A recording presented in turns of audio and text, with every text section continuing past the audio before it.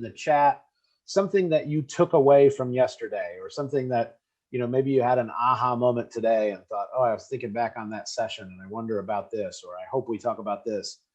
Something you took away from the session yesterday. Drop a few in the chat and I may call on a few of you to say more about it.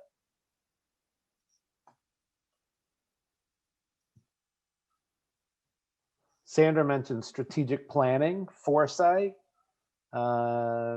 challenge. Kara, thank you. Challenges of the moment, disruptions come in all sizes, the foresights model, balance of how much time I think about each of the 4 sites. Isabella, thank you. Shifting to thinking about folks' well-being, not just their work life. Thank you, thank you, thank you.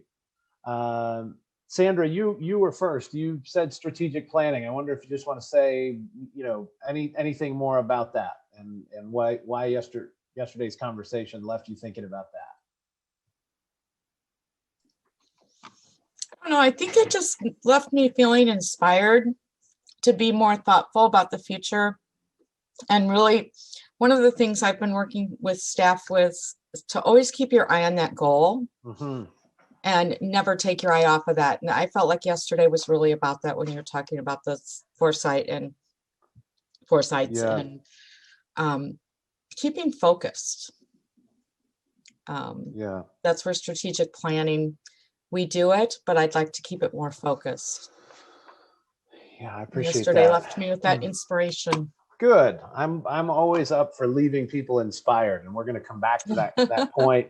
In just a few minutes. As I'm seeing names pop up in the chat, I'm reminded, Kara, it was you that texted me about messaged about the fan yesterday. You jinxed me and made the weather go down 30 degrees. So I'm going to make you come off mute. I totally apologize. So now you got to talk to us about challenges of the moment. You popped into the chat, and disruptions come in all sizes. I think, sometimes we think big disruptions and we forget about simple things of, where do I set up my office at home? Yeah. And how do I make that work in my house? And we have 2 meetings going on in my house at the moment. Just things like that you disrupt, and you have to learn to go with them and not always expect them to be some major issue, just small things. Yeah, I love it. I love it. Another point we're going to come back to again today. Thank you. Isabella, the balance of how much time I spend thinking about the 4 sites. Give me another just extra comment on that from the chat.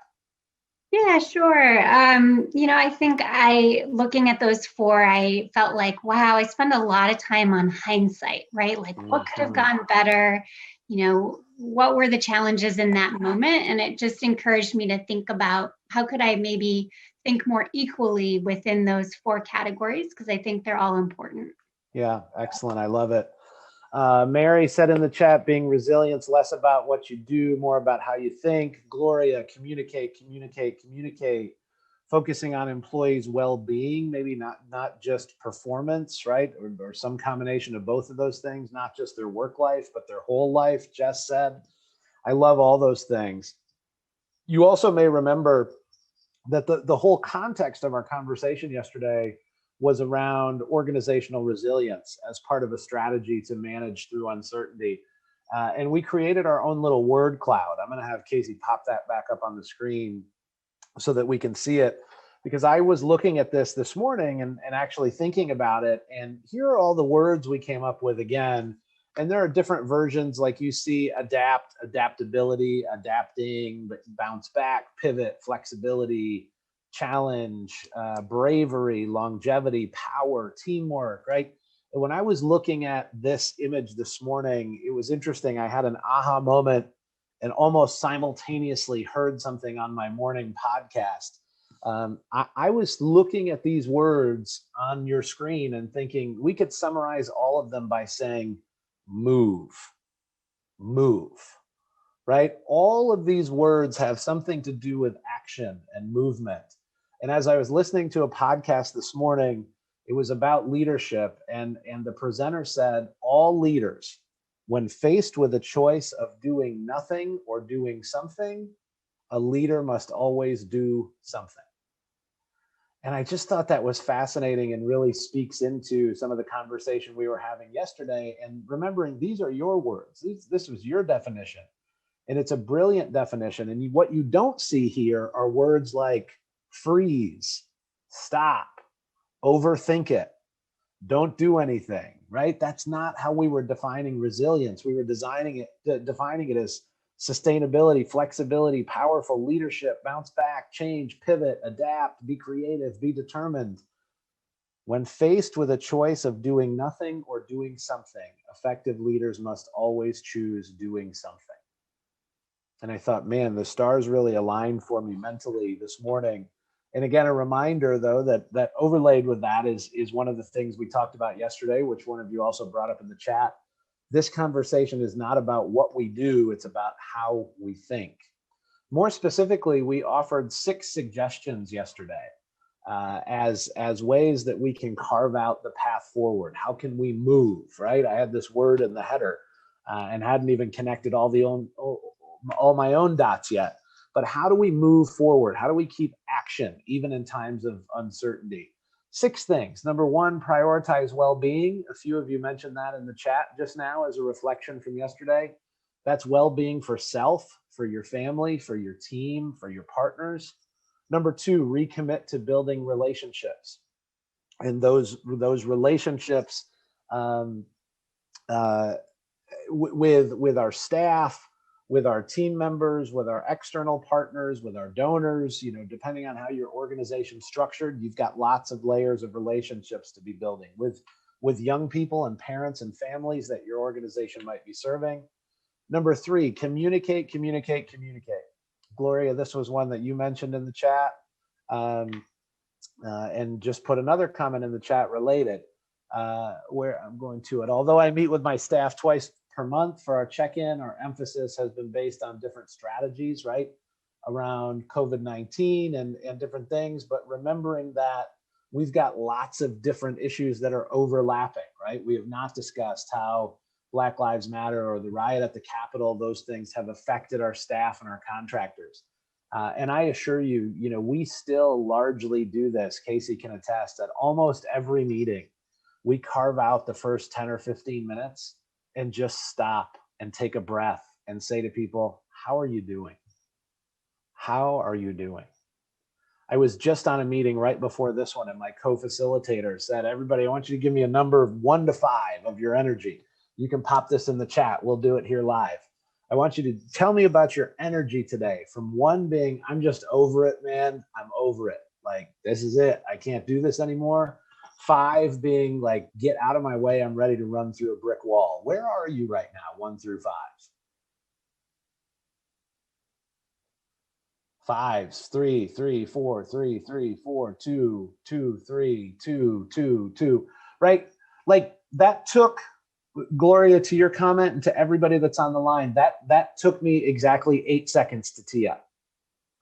Right. And now if we wanted to, we could stop and we could call a couple people off chat and say, if you're comfortable, if you put less than 3 and you're comfortable coming off chat, this is a hypothetical, by the way, because I've got 7 hours of content to get through in the next 40 minutes. But we could take 5 minutes here and just check in. Those of you that put 5, tell me why you're so excited. Tell me why I need to get out of your way and be ready to run through a wall. Anybody who put less than 3, maybe you come off, right? 5 minutes, 7 minutes. But how are you doing? That in fact is a combination of 1, 2, and 3. It's showing you're prioritizing people's well-being in the moment. It's showing you're committed to the relationship and that we can take time to do this. And it allows us to communicate about different things, right? So all these are different ways that we can get involved and that we can continue leading our teams. All of that creates movement. And sometimes we need to go slow in order to go fast, right? And part of that going slow is checking in. Part of that movement, though, is also using all 4 sites. And I promised you yesterday we were going to come back to these. So here we are. And let me just say a little bit of extra about each one of these 4 things. Just a little extra commentary to get your minds working. And then I'm going to tell you, I'm going to take about 5 minutes and go through them.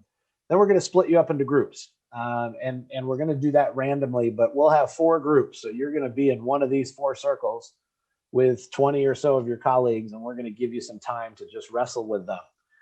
But let's go around the loop again. And I'm going to start in the top right corner at about 1 o'clock there with foresight. Foresight specifically being our ability, our willingness to stop and to be able to anticipate, predict, and prepare. For many of us, the worst fear we have is the unknown, right? The worst fear that we have is the unknown.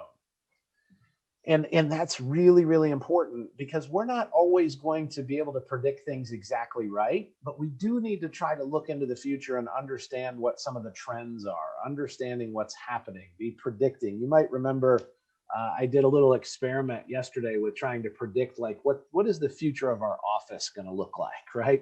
What is the future of work environment going to look like? And it's okay to just take the time to guess a little bit, to brainstorm, to like allow your brain to be forward looking. By the way, foresight requires both an inward and an outward focus, right? We have to start thinking when we look inward, what's happening, and when we look outward, what's happening. We had a client not too long ago, and we were doing some interviews with their local partners. And, you know, this just is what it is. It's not right, wrong, or indifferent, but we were interviewing a lot of their local partners who had been in their jobs 20, 30, 40 years. You all probably see this in the nonprofit sector in your communities too. And our client was saying, we've got strength in our longevity. People have been around for forever. And after we met folks, we went back and said, good for you for having the strength. That's good insight. In the current condition, you've got strength because you have longevity. But if we're using foresight, I also need to just plant this seed. All of those folks are about to retire within the next 2 or 3 years. And what are you doing in your program and in your strategy to be backfilling the pipeline, to be training the replacements, those sort of things, right? Without using foresight, they were just thinking in the moment and saying, how cool is it that all these people have been here so long? We don't have to do any staff development. We don't have to do any more training. Everybody gets it. They've been working here for forever. And I was walking around the halls thinking, whoo, this whole community is going to retire like all at the same time. Then what are we going to do? Right? So there's this inward, outward focus, also embracing multiple viewpoints and diverse voices. This is one of those exercises where people on your team are going to think different things. And that is okay. In fact, it makes us better.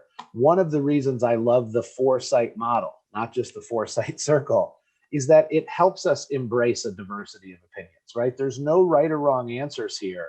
We're just asking you as leaders to engage, and frankly, engage your whole team in different conversations around each of the sites. So if you're in the foresight group, and you obviously don't know which group you're going to be in yet, and we'll bring the questions to you. But if you're in the foresight group, we're going to ask you to wrestle with this question. What are the potential future disruptions for your work or for your organization, right? Now, obviously, none of us could have predicted a global pandemic. Yeah, that's debatable, I suppose. Some of the scientists would have told us we could have predicted it. But none of us can predict everything, you know, but can we see some disruptions out there, big or small, from Kara's comment earlier, right? As we continue working around the circle, we come to insight. We had a comment earlier this morning. This is one where we often spend a lot of time, right? Excuse me, on hindsight as well. But I also find people spend a lot of time on insight, where we're trying to define the challenges we're facing, interpret and respond to our present condition. We're in the moment all the time, because there's always something happening. There's always another fire to put out, especially as managers and leaders. It's like, geez, I don't have time for foresight or hindsight because I'm always in insight and oversight. There's always something going on. I always got to fix, you know, somebody's mad because Casey took their parking spot, or like there's always a different fire I've got to put out. There's always somebody in my office. But even with this insight, it's about stepping back and being in the moment, but not so much in the moment that we can't look around, right? Defining the challenges we're facing clearly, really clearly articulating the challenges we're facing.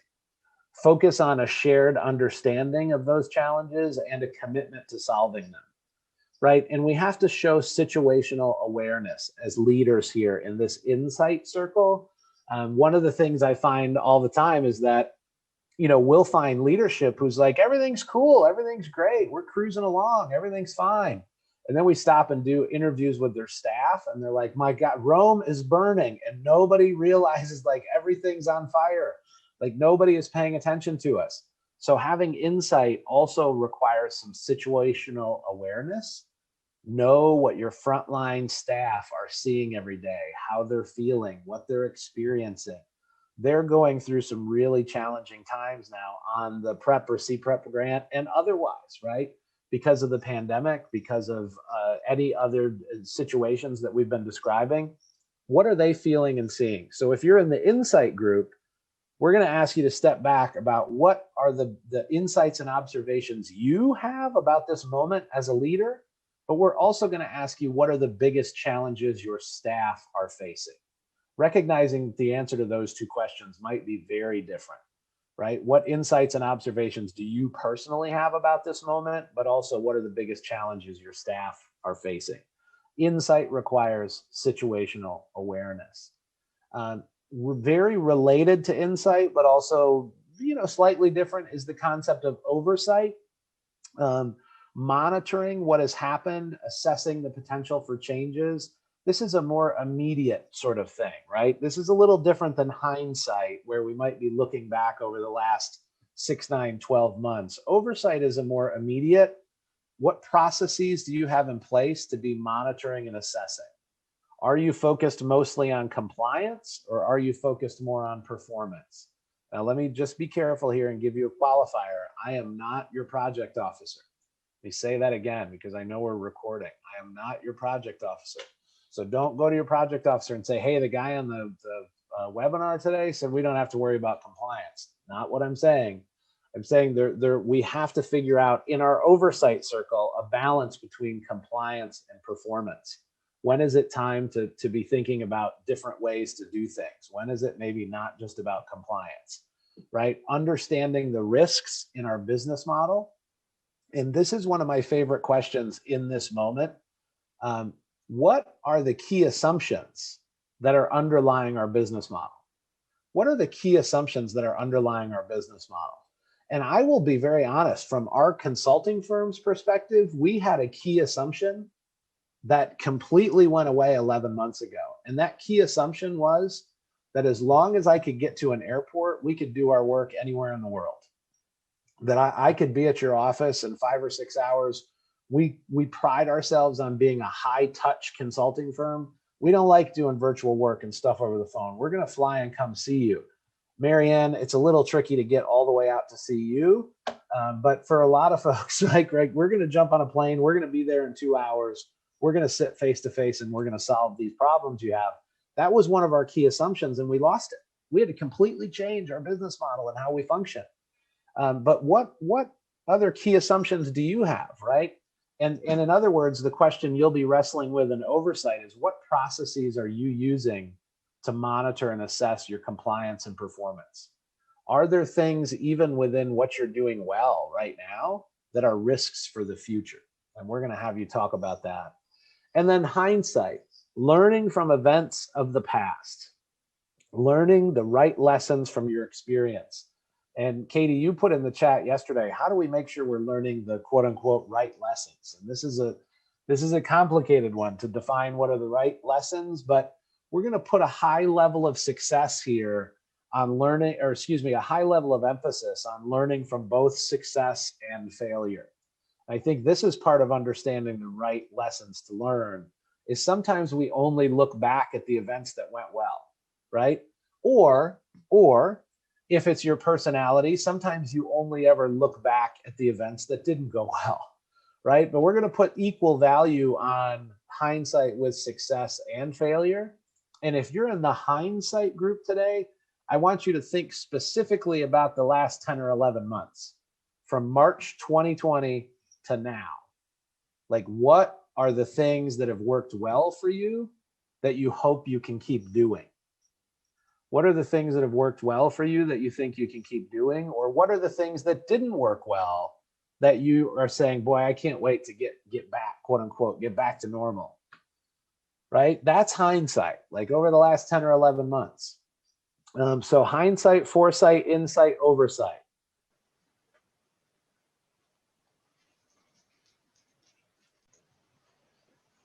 let me just do a quick check-in here. Maybe one person from each group, whether or not you are the facilitator. Come off, tell us what group you were in, and give us like one. Man, I'll tell you, this was gold when I heard this. Give us just one or two of those quickly. How about somebody from the Insight group? If you were in the Insight group, come off and tell us something interesting you talked about. Sure. I'm not sure who else was taking notes, so I'll hop in for the Insight group. But what the theme that we were hearing overall, whether we were talking about staff themselves, even the kids, is there's a sense of burnout. People are just tired. And that's what they're really seeing right now in this moment, is that folks are just tired and we're burnout. So I think that was our overall theme from our group. It's fair. That's fair. Even more reason to be checking in with folks constantly, right? And understanding. What about the Hindsight group? Give us a little nugget of wisdom from your group. Go ahead, Larry. Sum it up for us. I'll go. I think our overall pushing thing was that we're in it together, and that we actually ended on accountability and discussing the importance of it. And so I was going to say accessibility to me is the key to accountability. If you're trying to hold someone accountable, it's an impossible notion, right? You can't hold people accountable, but you can make yourself accessible and yield to them what's necessary for them to be able to be their best self. So that's a lesson that I've learned, is we burn ourselves out as leaders trying to hold someone accountable for something that they don't have in their core. So, give them the tools and then watch them excel. So, Larry, have you seen my slides for today or just my slides yesterday? I have not seen your slides. Sorry. Okay, hold up just a second. All right, hold that thought. How about somebody in the Foresight group? I'm happy to cover it. I was the facilitator, and anyone from the group, please jump in. But I think two big things that I kind of took away was, we talked about that the pandemic has shifted priorities. Like our work may be less of a priority right now for some locations, some school districts. We also talked a little bit about the current political environment may be impacting whether our work is a priority or not as well. I thought that was interesting. And then the other was just a reminder that there's an assumption that because we're doing things virtually now, that everyone can access it. Like everyone has a smartphone, everyone knows how to do this. And that's not really true. And we need to remember that the people we're trying to reach might not have internet, or they might not know how to use Zoom, or they might not know how to use a smartphone. I think those are kind of two big takeaways for me. I don't know if anybody else in the group has anything to add. Well, and the other thing is that with the constant changes, it creates this level of uncertainty with the program. So, and we talked about yesterday disruptions and having to make adaptability. You have to adapt to processes that's beyond your control, and that can be a disruption in our foresight. Yep. Just not knowing what the agencies that we're partnering with, like the school systems, are doing. I like it. I appreciate it. Appreciate it. And then our last group, oversight, right? If I'm not mistaken. Looks like it's you, Chloe. Yeah, that's fine.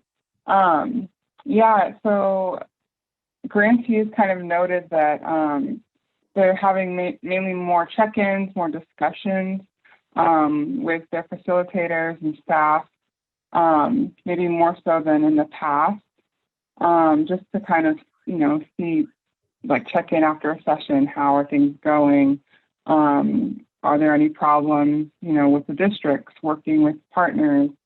And that this idea of relationships is really important now with their staff and maybe even in the past. And also just doing more kind of reflection sessions, discussion with each other about what went well, what might need to improve, and then how to do so moving forward. But yeah, certainly anybody who wants to add anything to what I said. feel free. Those are all great. I appreciate it. And admittedly, one of the reasons I wanted to put this activity into the agenda for today, twofold, really. Number one, these are very real questions that it's worthwhile you spending some time with colleagues answering. But also number two, just to get you familiar with having these conversations. And so no matter what group you're in, I pop the questions from all 4 groups into the chat so you can see what the other groups were wrestling with. And my suggestion for you, again, in terms of providing you practical suggestions, is take these 4 sites, specifically these 4 questions, and carry them with you to your teams, right? Because you can do exactly what we just did with your staff. You can put them in 4 groups. Anytime you want to solve a challenge or have a conversation in a different way, and you can push people into groups and have them think about these things differently. Now, I will also tell you that we find it's best to do that randomly, so you don't get all the people who are used to using hindsight in the hindsight group, and you don't get all the people who are used to talking about oversight and performance monitoring in the oversight group, right? Mix people up. Ask these questions. It's one of the value propositions of our firm. We say all the time to clients, we think you know the answers already. You're just not asking yourself the right questions, right? And we have a client we're working with right now. And I told you I don't name clients unless I'm going to compliment them. In this case, I'm not, so I'm not going to tell you who it is. But we're working with a client right now who said to us very clearly, like we've had some of the leadership say, I'm not sure why they hired you, because we already know what to do. Like, we already know the answers. And we said, that's cool, that's fine. Let's just ask the questions a slightly different way, because I do think you already know the answers. Like, maybe if we look at these data and turn the graph just a little bit, does it tell us something different? Maybe we can ask slightly different questions. Maybe we can use foresight and hindsight and not just insight, because we think you do know the answer to the challenges you're facing right now, but I don't think you're doing a good job predicting the future, right? And you can have this exact same dialogue with your teams internally and understand what's happening. Next thing I want to do, Casey, pop up the next slide. Drum roll. Larry, hang on to your hat, man. Here we are. Like, this is what comes next. I appreciate you giving me a nice transition and jumping right into my next slide. But it really is the next part of the game here. I don't know what Casey's doing with the slide controllers here. It's magic. They just move on their own. But this is the slide where we're going to stay for a second. Number 5 in our list of 6 things you may remember was reaffirm mission and values. And I'm going to take accountability just a slightly different direction than you were, Larry, but same idea that your group was talking about. Part of what we would frame as an accountability measure in this moment is really deeply understanding what is your organization's mission and what are your organization's values, right? And I have a colleague that says, I don't care if you know your mission statement, but I need you to know your mission. And I'm like, man, that is deep, right? Like, simply stated, but deep. Like, I don't need you to have your mission statement memorized necessarily, but I need you to have communicated with your team members, like, this is our mission, these are our values. And right now, especially amidst challenging times, we need to recommit and reaffirm to our organization's mission and values. And that's partly how we hold ourselves accountable. Now, I promised you yesterday we were going to come back to this. We've got to do it really, really quickly because we're pressed for time. But I want to go back to the survey. If you have it, now would be a good time to retrieve it, grab it. This is sort of an accountability measure, right? There were lots of different questions on there. Some about, do people know your mission and your values? Do they know how you connect to stakeholders, how they connect internally? I want you to answer 2 questions for me. And I'm going to pop them in the chat as I say them so that you can take them with you. And again, your group's going to have a facilitator. But 2 questions for me as you go out into the group. This exercise is not, right in this moment, this exercise is not about your answers to the questions. This exercise is more about your experience. So number 1, which of the questions on the survey made you enter into the deepest thought. Like, I wonder, maybe that, geez, I don't know. Like some of them you were able to say yes, no, I got it. Which one of them made you really stop and think? Like, yeah, I had to think about that one for a second. And then the second question is which, if any of these things, did you find that there's more work to be done? I want you to just explore those two things in small groups. Cameron's going to push us out, and we're only going to go for 4.5 minutes. So you got to be quick. We're going to get into groups, boom, boom, boom. It's not go through and talk about the answers. It's talk about these two questions. Which ones made you think? Which ones do you have the most work to do? Ready, set, go. I'll see you in 4 minutes.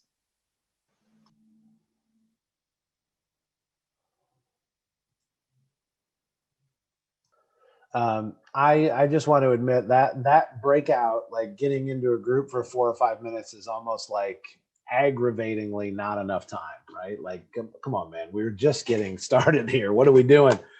But again, today is not necessarily about answering the questions. Today is about introducing you to tools that you can take back to your organization. And one of the tools we wanted you to have experience with is the survey. Now, we can certainly come back to it, right?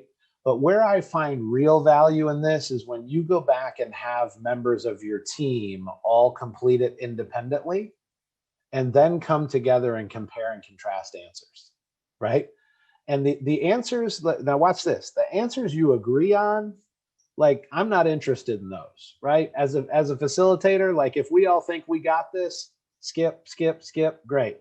I want to talk about the ones where the leadership thinks we got it, the staff think we don't, or the staff think we need work and leadership thinks we're doing just fine, right? It's why I asked the question to give you some practice. Which one of these made you think the hardest? And this is the sort of exercise that you can take back to your team and turn it into an exercise about accountability. And oh, by the way, an exercise about insight. What is our current condition, right? We're acknowledging the current condition. And sometimes what we think as leaders doesn't jive with what staff are thinking or feeling. Like, yeah, sure, I think everybody is clear on our mission and clear on our values. You may find out that's not exactly true, right? So now comes the time where you say, damn, I wish I didn't write on my survey. How do I get a clean copy? Like, don't worry, we'll pop it back up in the chat if you need it. And many of you probably saved it to your computer, but I use that as you will. It's a tool that's been developed that you know, if it's helpful to your organization, I hope you will use it. And then one last thing that I want to talk about, and again, we're not going to do this a bunch of justice in an hour either, but it's number 6 on our list of 6 things, which is find a path forward and move. And I have to tell you, this one slide has been the key to our work with clients and partners of all different shapes and sizes all across the country the last 10 months, is this slide right here. We have spent so much time with organizations, and whether you are pulling out your annual work plan or your strategic plan or a department action plan or whatever you want to call it, one of the things we have really pushed organizations, especially leaders, to do is to do some critical thinking. And if you've made it this far and you've done the first 5 things, you know, prioritize well-being and commit to relationships and over communicate, and you're using all 4 sites and you're holding yourself accountable, this number 6 is next level stuff. This is next level managing through uncertainty, is our ability as an organization to go through literally everything in our strategic plan or everything in our action plan in this moment, in this continued crisis condition, and start answering those actions or viewing them through a lens of, is this something that we need to step up? This is something that was already in our plan, but right now we need to be doing more of it, or we need to be ramping it up. Like maybe in our plan, we were already talking about online instruction and thinking about creating some online modules, but my gosh, we need to step that up right now. Like we need We need to pour some fuel. We need to be going quicker. Maybe this is an area where we need to step in. It's an area where we can help our peers and our partners. Somebody said earlier, it may have been Meredith from your group. Sometimes our work, quote unquote, just isn't top priority in our communities right now. Sometimes people need us to do other things. They need us to step in and help in other ways. Where can we step in? And then also places where we need to step back, right? Things that maybe seemed important when we wrote that plan a year ago or 2 years ago, or when we wrote that grant application. But as we're looking out over the moment now, man, maybe we just need to step back a little bit. Maybe that's not as important. And getting these decisions right as an organization and practicing with them, this is the key to leading through uncertainty. But I didn't start with this because you have to do the other 5 things first, right? You have to commit to well-being, relationships, communication, using all 4 sites, accountability. Then you can have these conversations with yourself. Where do we step up? Where do we step in? Where do we step back? And again, for my money, this is the slide that you take back to your organization and you say, hey, we need to take a different look. We need to assess our activities in a different way. Now, again, I'm not your project officer, but you've got multiple funding sources probably, depending on how your organization's structured. So I'm not talking about a single funding source here, but I'm talking about where do we step up? Where do we step in? Where do we step back? I'll give you an example of something we talked about yesterday when we were talking about this summer, about movements around social justice and racial justice. And we were having lots of conversations about diversity and equity. And I heard some organizations say things like, man, we'll get to that. Like, we're just too busy right now.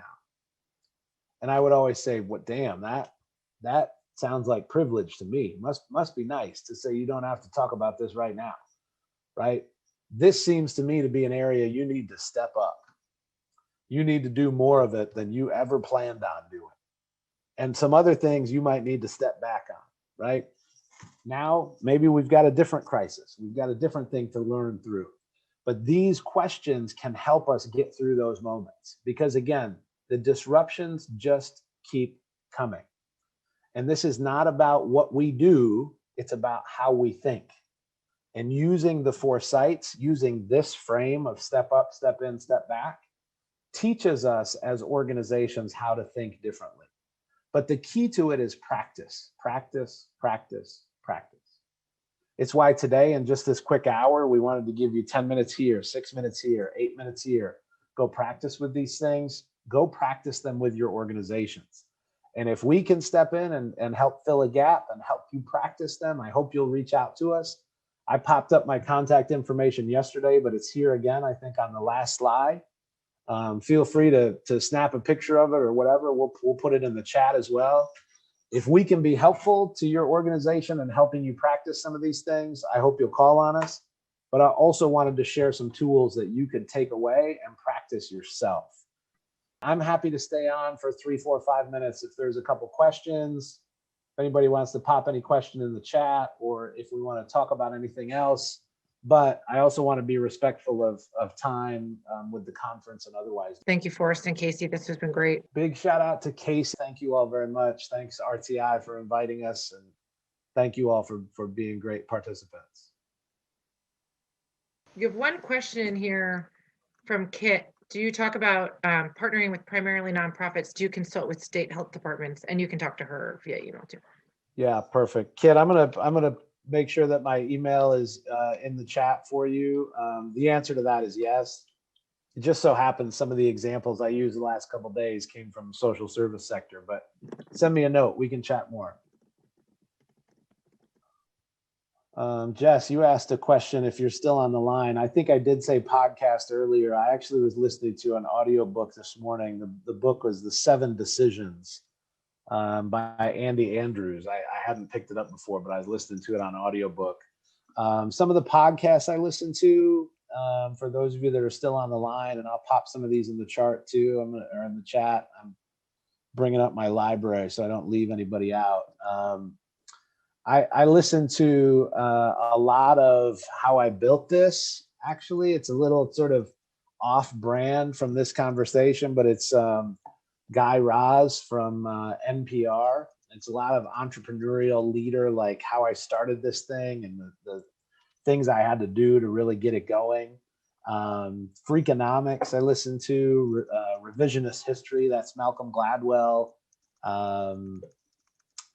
My man Bakari Sellers has got a great podcast on Spotify, where I'm less interested in sort of a person talking to me. I tend to gravitate to podcasts where people are interviewing interesting people, right? Like that's sort of where I gravitate to and get my energy. So it's less about, for me anyway, less about sort of self-help books or those sort of things, and more about people that are interviewing interesting people. That's where I pull a lot of my energy.